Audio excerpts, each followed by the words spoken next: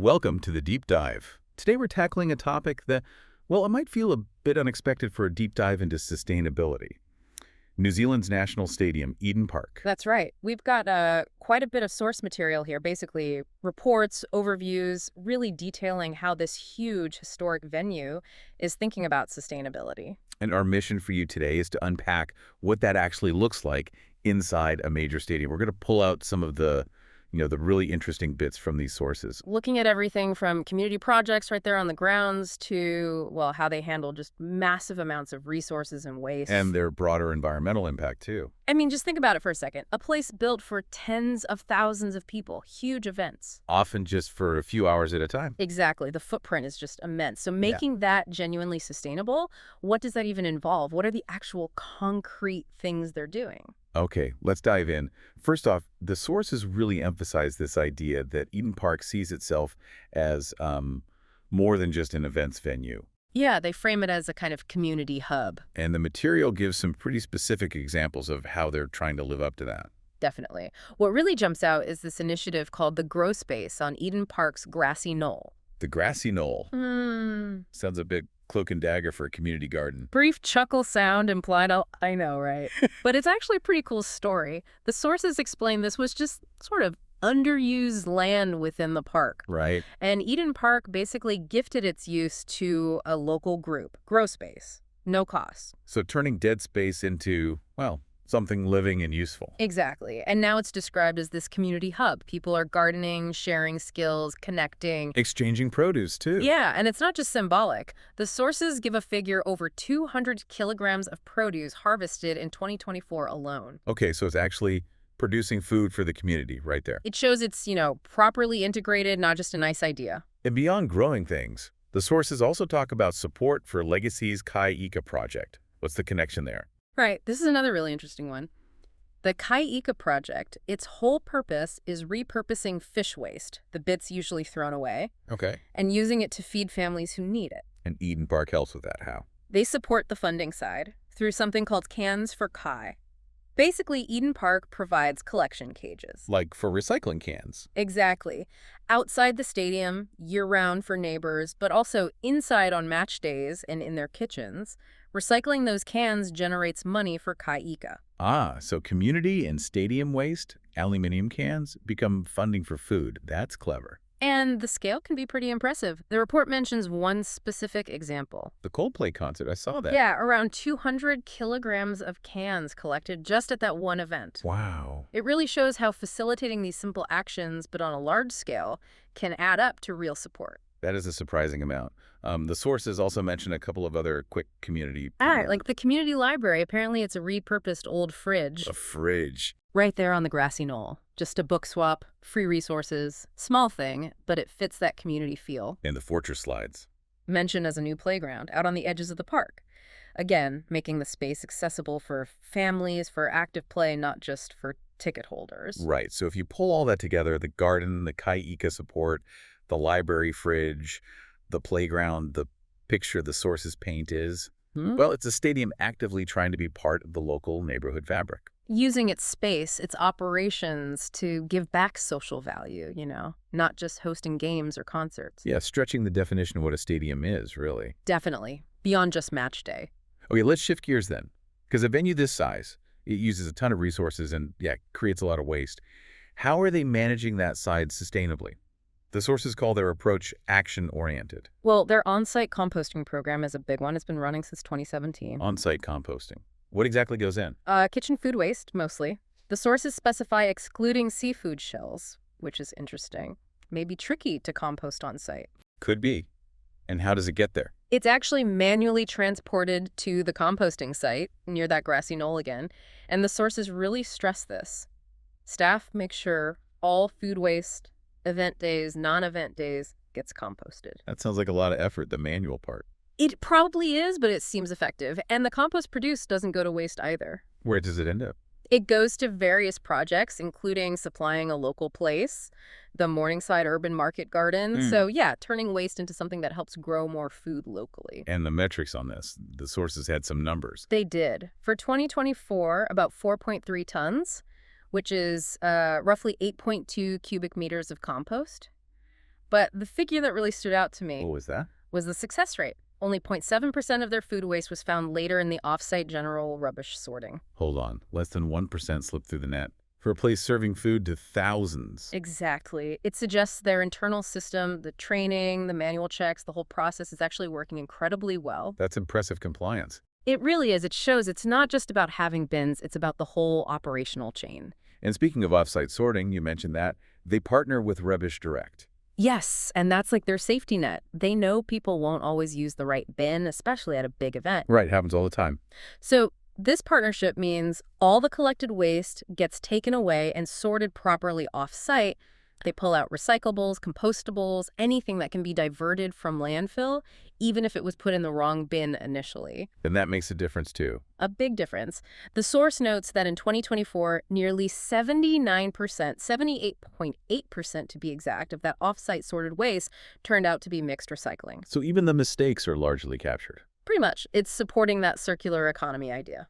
Okay, what else on waste? The report mentions e-waste. Yeah, electronic waste. They team up with Samsung for collection events. To the public. Yeah, twice a year for local residents, the community, to drop off old electronics. And the scale is significant, over 33,000 kilograms collected in 2024. Wow, that's a lot of old TVs and phones kept out of landfill. Exactly, and helps recycle valuable materials, too. And then there's packaging. Always a huge issue at big venues. Well, they highlight a big step here. Completely getting rid of single-use plastics in their food and drink outlets. Completely. So everything is reusable or compostable. Seems so. They switched to compostable packaging. And the example given is like condiments now in bottles instead of those little plastic packets. Yeah. Seems small, but multiply that by thousands. Precisely. It adds up incredibly quickly. So summing up the resource management part, it seems like a multi-pronged attack. Good systems on-site, like composting, a strong backup with off-site sorting, tackling specific things like e-waste, and changing the source materials like the packaging. Yeah, it's about trying to design waste out where possible and then having really robust systems to catch and divert what's left. It's not just one solution. Okay, let's pivot again. Broader environmental goals, climate action. How does a massive concrete and steel structure, like a stadium, address its, fundamental footprint? Energy is obviously huge. And the sources detail a major focus on lighting. They've made a big shift to LED lighting pretty much everywhere. That seems like table stakes for efficiency now, doesn't it? It does, but the scale here is massive. We're talking all 440 of the main sports lights replaced. Wow. Plus car park lights, general lighting upgrades are ongoing, even emergency lighting is getting done. It's a huge undertaking. And are they using tech to manage it smartly? Yes, they mentioned an integrated building management system, a BMS. This isn't just about flicking switches. It ensures lights are only used when and where they're actually needed. And tracks usage. In real time, yeah. So they know exactly what's being used where. And the result of the LEDs plus the smart system. The sources claim a 10 to 20% annual reduction in electricity consumption. That's substantial for a place like that. Huge cost savings too, presumably. Absolutely. Good for the planet, good for the bottom line. Okay, next big one. Water. Especially for keeping that turf perfect. Right. They've put in some advanced water management systems. It's about capturing rooftop rainwater and also tapping into underground bore water. So using non-potable water sources. Exactly. For things like irrigating the turf, cleaning the stadium stands, stuff you don't need treated drinking water for. Makes sense. Does it save much? The figure in the report is pretty staggering. Their custom-built water plant and the bore saved over 11 million liters of treated tap water. 11 million liters. In just the first summer of operation. Wow. Okay, that's a massive saving. It really highlights how much water these places can use. Definitely. Then there's something a bit sweeter. Urban beekeeping. Stadium bees. Seriously. Yeah. They've partnered with a group called Bees Things since 2018. Hives right there on site. What's the environmental angle there? Pollination. Exactly. Supporting local pollination, which helps biodiversity in the whole urban area around the park. It's a small piece of a bigger ecological puzzle. Do they get honey? Can you buy Eden Park honey? You can. They use it in their own food outlets and sell it to visitors too. And the source makes a nice point. Using local honey reduces the carbon footprint from importing it. Huh. Never thought of the carbon footprint of honey before. That's a neat little detail. It is, isn't it? Okay. Finally getting people to the stadium. Sustainable transport. They offer a free bike valet service on event days. Bike valet. like they park your bike securely for you. Exactly, just to encourage people to cycle instead of drive. And they've tried to quantify the impact. Oh, yeah? The report estimates it helped avoid up to about 227 kilograms of CO2 across some major events, concerts, big rugby matches. It's pretty good. Though I guess Auckland weather might sometimes put a damper on cycling numbers. Yeah, the source does acknowledge weather can be a challenge, but they still see it as a really important part of their climate action efforts, encouraging that shift. Right. So looking at this whole environmental section, the energy savings, the massive water conservation, the bees helping locally, encouraging cycling, the takeaway seems to be it requires a real mix of solutions.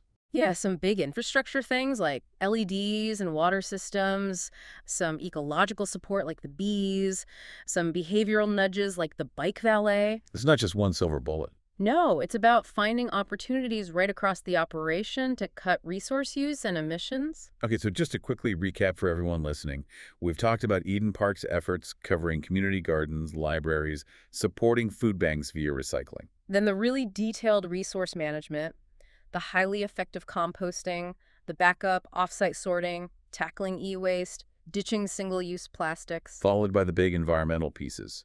Massive energy savings from LEDs and smart systems, millions of liters of water saved, even urban bees and bike valets. Yeah, the source material really paints this picture of a venue trying to weave sustainability into, well, almost everything it does. Not just a bolt-on department, but part of the operational DNA. Exactly, across community, resources, environment. So why does digging into all these details about one stadium in New Zealand matter for you, listening now? Well, I think what's fascinating is it gives you a really concrete case study. It shows how these huge, complex places you might not automatically link with cutting-edge sustainability. Yeah, you think noise and crowds, maybe? Right.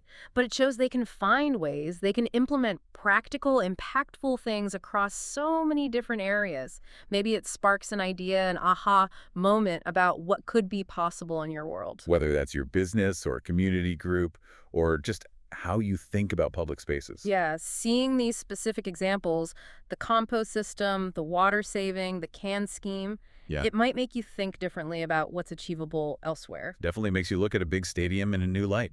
It does. And maybe a final thought to leave you with, building on that. Uh. As we talk about venues wanting to be world-class, what does this kind of integrated sustainability mean for that definition? Does seeing this level of effort, this breadth of initiatives, change how you think about the potential, maybe even the responsibility for sustainability in these big, high-impact public places? Is this becoming part of what world-class needs to be? That's a really potent question to mull over. Thanks for joining us for this deep dive into Eden Park's sustainability story.